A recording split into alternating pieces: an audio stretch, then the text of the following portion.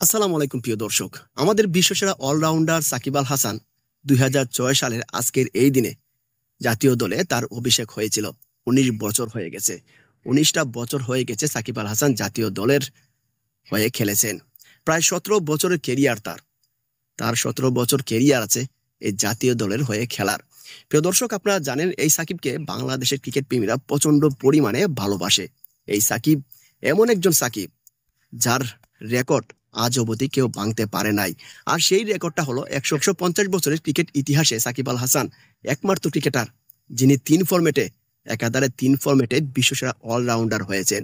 তা আর কেউ করে দেখাতে পারে নাই। কেউ যদি ওয়ানডে হয় টেস্টে হতে পারে না, টি-20তে হলে ওয়ানডে হতে পারে না, কিন্তু সাকিব আল হাসান একাধারে 3 ফরম্যাটে তিনি বিশ্বসেরা অলরাউন্ডার হয়েছেন।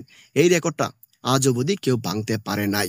প্রিয় দর্শক, সাকিবের প্রতি আমাদের ভালোবাসা বিশ্বাস এখনো রয়ে গেছে, কিন্তু বিসিবি এখন পর্যন্ত সাকিব আল হাসানকে জাতীয় দলে ফেরাবে কিনা সেটা কিন্তু ক্লিয়ার করে নাই। হয়তো খালেদ মাহমুদ সুজন বিসিবিকে উদ্দেশ্য করে বলেন সাকিব আল হাসানকে জাতীয় দলে ফেরাবেন কি না তা পরিষ্কার করে বলুন, কারণ সাকিবের একটা বিশাল ফ্যান পেজ আছে।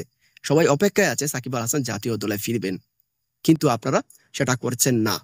সেটা আপনাদেরকে ক্লিয়ার করতে হবে, কারণ সাকিব আল হাসান দীর্ঘ 17টা বছর তিনি জাতীয় দলের হয়ে খেলেছেন। আপনাদের কাছে কোনটা বড়, 17 বছর বড় নাকি 6 মাস? তো প্রিয় দর্শক, খালেদ মাহমুদ সুজনের কথায় কি আপনারা একমত? অবশ্যই কমেন্টে জানাবেন। দেখা হবে নতুন কোনো ভিডিওতে। খোদা হাফেজ।